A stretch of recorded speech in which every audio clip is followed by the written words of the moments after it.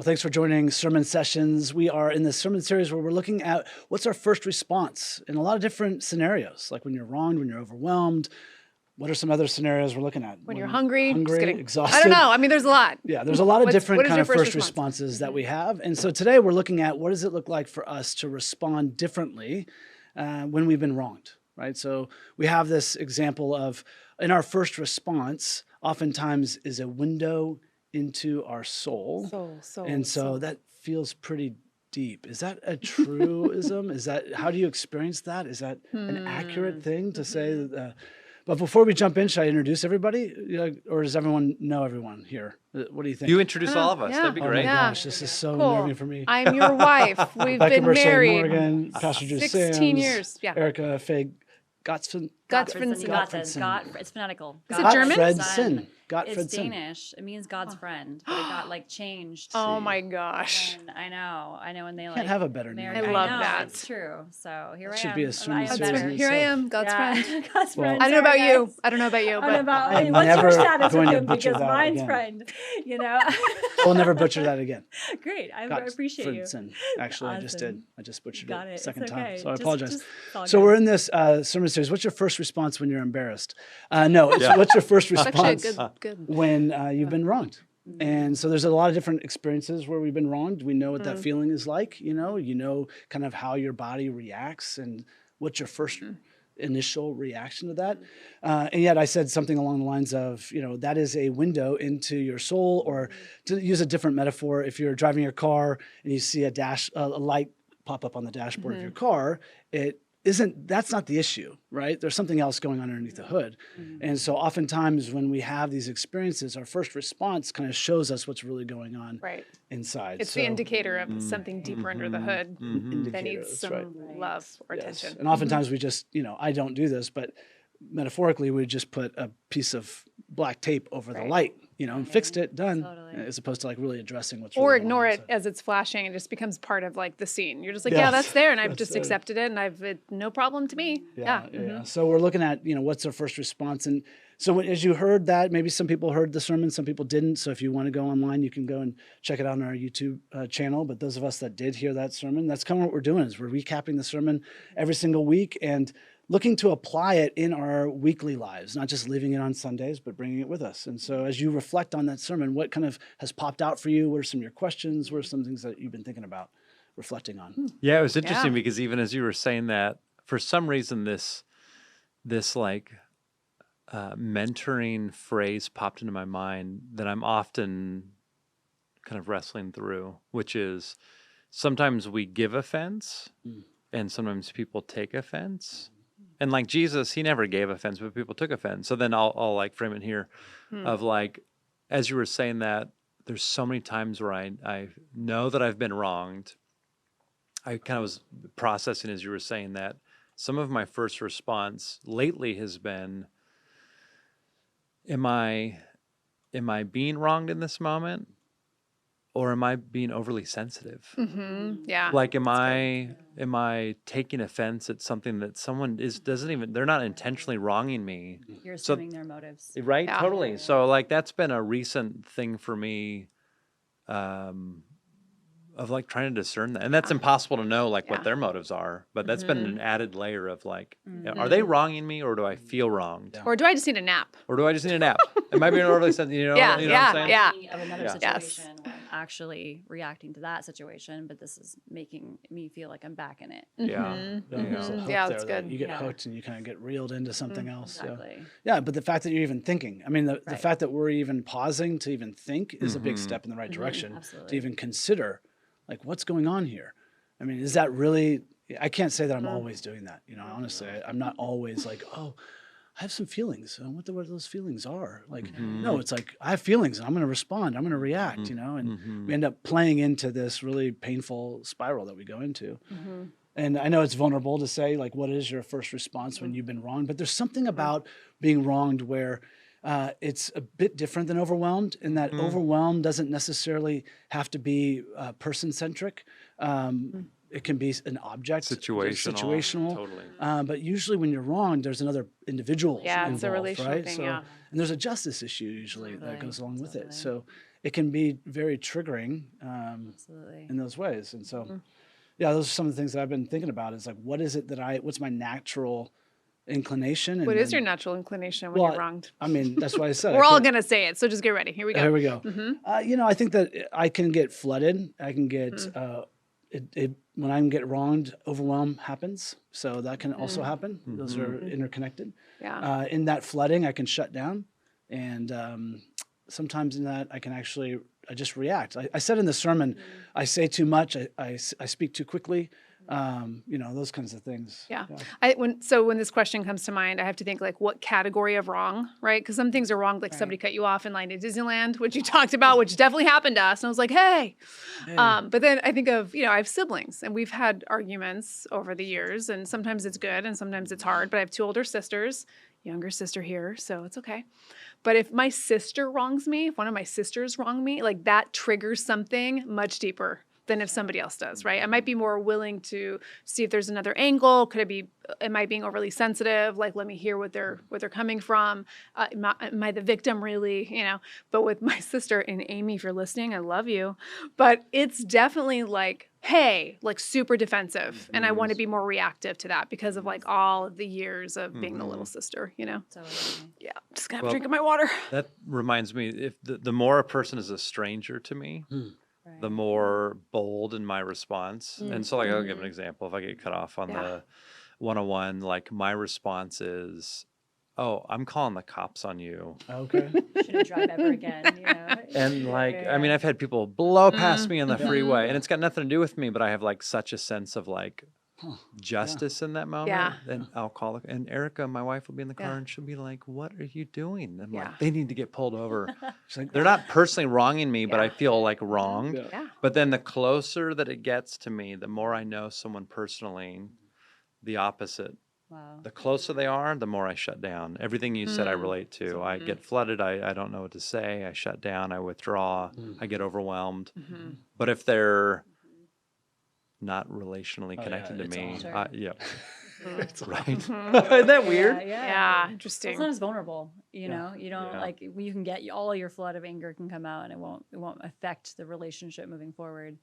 I mean, I think for myself, I go straight into like trying to prove that I was right or my motives, like we were talking about earlier, like my motives are right. Like, or, I try to go into like, well, here's my heart and this is what was happening. And it goes into this whole like public image campaign Yeah. of like, you shouldn't have done that to me because of this, Right, And I know I definitely, I go kind of more into people pleasing as I said last week, just that's my response when I feel wronged. Yeah. I'm like, There's but I did this for you, or this Yeah. was my heart, and so. trying to justify ourselves, like, hey, you Absolutely. yeah, Like absolutely. you shouldn't, yeah. It feels like being misunderstood. Like, Yeah, no, you got exactly. it all wrong. Like Right. that's not how it played out. Absolutely. Yeah. Mm-hmm. Absolutely. Yeah. And there's different levels of being wronged, right? There's different times, like we can talk about some of the things that are more surface level, and then there's like real wrongs that happen in people's lives, and you're like, wow, okay. So I brought up the story of David, and David's wronged by King Saul.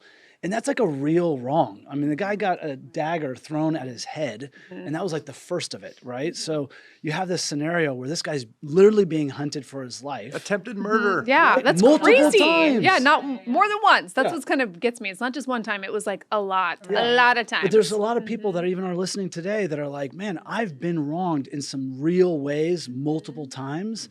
And so I think that there is a moment in that where I think some of my sermon might be misconstrued. Erika, I don't know if you want to speak to this. I don't mean to put you on the spot with that, but I think you and I had a conversation earlier today that I thought was really powerful. And it does need to be mentioned in this conversation about how we can hear that story.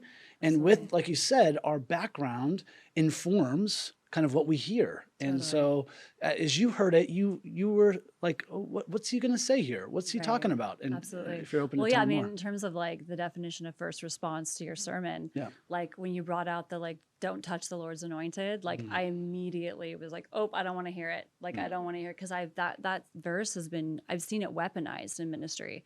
I've seen people pull that verse out and be like, you aren't allowed to say what just happened was wrong, or I'm not able to advocate for my own needs in this situation because this is the anointed leader and I can't do anything, And so for me, it was like that, the weaponization of even the word forgiveness and just different like theologies of people being like actually to cover up abuse, or not even just maybe harm. I would say the word harm, of like ways I've harmed you, to be like, well, I'm the leader and you shouldn't come at me. But I think like I had to like because I got so triggered the first time I watched it. And I was like, oh, I've heard this too many times in ministry of people, being shut down or gaslit with this phrase.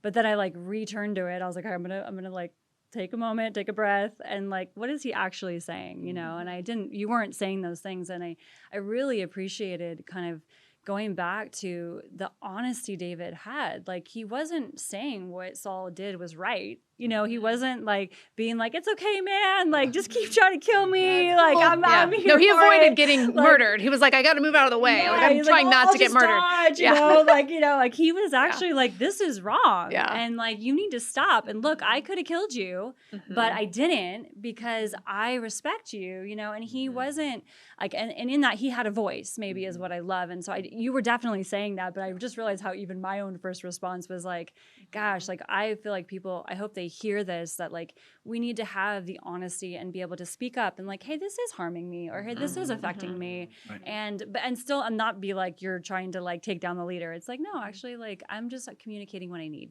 Yeah.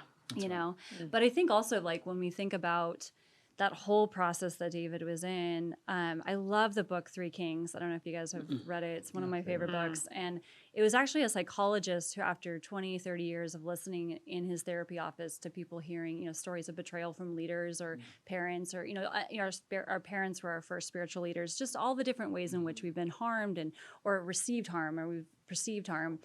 And he didn't want to write like a how-to book to get over it. He just wrote this book about, Saul, David, and Absalom, and these different kings. And there's just one scene where he's actually describing Saul like throw a spear at David. And the question at the end of the chapter is, did you learn to throw it back? Yeah. Wow. And that's haunted me, I think, in all the years of ministry, like 20 plus years. I've seen it all. I've experienced everything, and realizing like the Lord has always been like, did you learn to throw it back? And that's the process that we're in, of like not retaliating. And that's really what I took from your message the second time around, when I wasn't Well, I triggered. appreciate you even listened to it 2 times. It always hits a Give me little the deeper benefit the of the second doubt. time. But I feel like this Yeah. is tying on your 3 points like a good preacher. Oh. The pausing, the praying, and the choosing another path, right? It's like, the other path is not throwing the spear. Right. And you emphasize this. I told you this really resonated with me. It's a witness. How we respond when we're wronged. People are watching you respond, right? Because it's like, Yes. we're all going to be wronged in our lives. Things are going Sure. to happen. But people are like, how are you going to respond to that? And how powerful it is to see somebody respond with grace, Yeah. or with pausing or praying and not being so reactive. I mean, that's huge. I feel like we underestimate that. So I appreciate that you drew on that. Yeah. It's huge. Pastor Drew, you mentioned too that after the sermon, there was a moment where you were compelled in that moment about the influence of the friends. And I don't know if you could speak more to that. Saul had his friends that were influencing him. Friends, I use loosely, his army of people. They were And then encouraging him, like, go, David take had your revenge. his army, and there is that moment where David could have entered into Saul's response, which is throwing another dagger, like throwing it back, So do you want to speak more to that? Is that something? Yeah. So as you were preaching, I was reading through the text, and it reminded me. I don't have scripture memorized, but it'll prompt memory. So I'm going through, and as you're reading through it, and as you mentioned through that, there's this moment where it says, "And David's men said to him, this is what the Lord said: I will hand him into your care, and you can do as you please." And it's in quotes in the English translation, so it looks like they're quoting something from like 1 Samuel or whatever. And it made me think, wow, how interesting that it was the people closest to him, the people who believed in the same God, who were of the same faith in his community, in his inner circle, who were falsely quoting God's voice to him, who led him completely opposite direction of where really God wants him to go. Yeah. And it made me think, gosh, it's so interesting. The modern church sometimes can talk about the devils out there and never realize the devil in here. Or the enemy is those people or the world, and we've got to watch out and we've got to protect. But sometimes the worst influence is the people closest to us, if they have gotten away from God's heart. And I think about Jesus and Peter when Jesus confronts Peter and says, "Get behind me, Satan." And that's a strong statement. Yeah. But it says later on in the narrative, in what was it, 1 Samuel 24? 24, It says that David rebuked the men Yeah. and was correcting them. So for a moment, they led him, Yeah.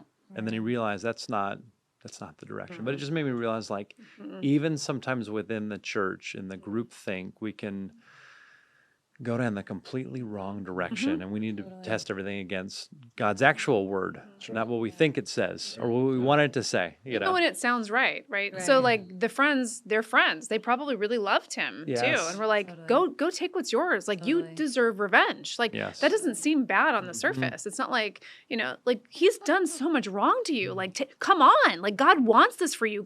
So it sounds convincing. So I think it's really interesting, especially in terms of when you've been wrong. Do you have friends that are telling you like, go get them back, or you shouldn't let them treat you like that, or like what words are we listening to, even from those when we've been in experiences that we've been wronged in? Like who are we getting counsel from? Absolutely. You know, and I think that's really wise to say, like, I gotta pause. I gotta Yes. pause. Who's leading me? yes. You know, or am I going to be leading? You know, in that way. Absolutely. And I think you were saying about just it reveals how much trust you have in God to defend you That's in right. these situations, right? And I think I just know personally from my own testimony, I've had, as we all have, experienced harm from people that we loved. And it's more harmful when it is somebody that you loved, and you trusted.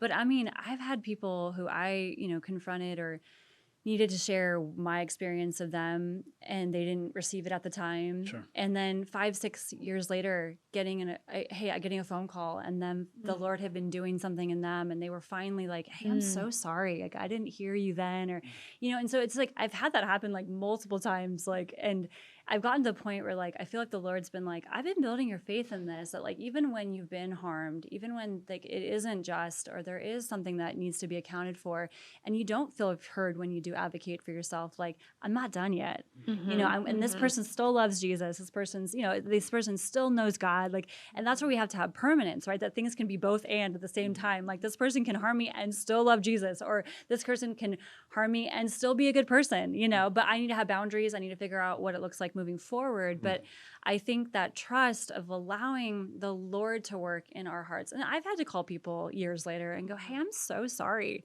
I actually, at the time, I was immature. I didn't understand what I was doing." And I think it's just like really valuing the long obedience, as like we were talking about earlier off the mic, about just trusting the Holy Spirit is in the process of bringing redemption, even in seasons when we don't feel heard and we don't feel like the other person has taken accountability for what's happened, Yeah. Well, David, had an opportunity. He could have either said yes to Saul's pain cycle. His response, Saul's first response was to throw daggers, to hunt, to try to kill. He could have said yes to that. He could have said yes to his friend's first response, which is, "Hey, throw the dagger back. Now's your chance. Go get him." And he chose a different way because he has control over himself. And I think that as we look at these first responses, we don't have control over the other person, but we have control over ourselves. I thought it was really interesting in that David even said anything. Took a lot of courage for him to step out of the cave and say something. Because yes, I can understand why his friends were saying, "Hey, you should kill him." Because as Saul's going after David, he's also going after those guys too. Like their lives are threatened too. It wasn't like they're going to have some sort of dance off, just a one-on-one dance off. They were going to actually have a fight, right? A real battle. And so those guys' lives were at stake. And so then David steps out of the cave while Saul's a distance. So he kind of maybe is in a safe space. Maybe there's some boundary there. But he also says, "I could have done it," Right. And so he's using his voice. He's saying what you did wasn't right and what you're doing isn't right.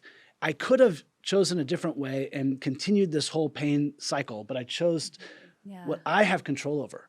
And I think that's important for us to consider in this series as we look at it, like, what do I have control over? Yeah. I don't have control over the other person. I can set boundaries for health, but I also have control over my first response. Yeah. And Jesus is constantly inviting us into a different response. And I think if I'm remembering correctly, like Saul was moved by that. He was like, "Wow, I was wrong. You are," because I think like the lie that Saul had been, really the jealousy and just him being afraid of David taking his place and stuff like that was driving him. So he's not seeing clearly. And then he has this whole story that David's coming for him when David's not coming from him. And so then all of a sudden he gets confronted with the truth, and David's advocating and saying, I actually am not here to kill you. Yeah. I'm not trying to take your throne from you. I'm not trying to do these things. And then all of a sudden, like, Saul has to come face to face with the fact that he's actually been driven by a lie. Yeah. And he still kept going. But we want to give people, I believe, as we step out and being truthful of like, this was my experience. Like, I don't believe you're, not a character assassination, but hey, this is what I experienced. We're actually giving a door open to the other person to get free. Yeah, right. And that's what I loved about the story. And I love what you were saying the second time around, because I was like, yes, he's got it. I trusted you had it, but I was like, I don't know where we're going. I'm like, oh my goodness. Sure. But I think it's just that journey of like really, really learning to trust God in even stepping out and actually defending ourselves in a healthy way versus like a retaliatory way, which you were talking about. Yeah. So we're looking at this and we're saying, hey, how are we going to take this into the week? So we're going to have opportunities where we've been wrong this week to respond differently. Yay. And so, it's a part of life. Yeah. So thanks for joining us, and we look forward to actually living this out in the week to come. Let's do it.